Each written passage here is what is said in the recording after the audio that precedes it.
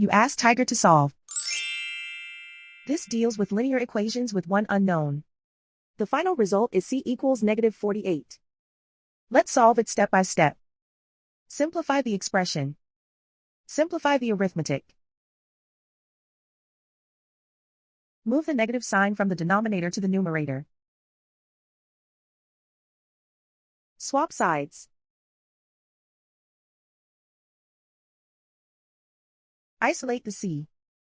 Multiply both sides by 4.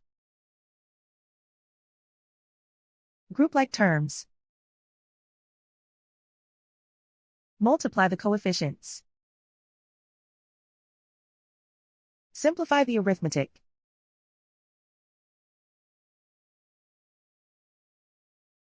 Convert the c into a positive number. Multiply both sides by -1. Remove the ones. Simplify the arithmetic. And so the final result is c equals -48.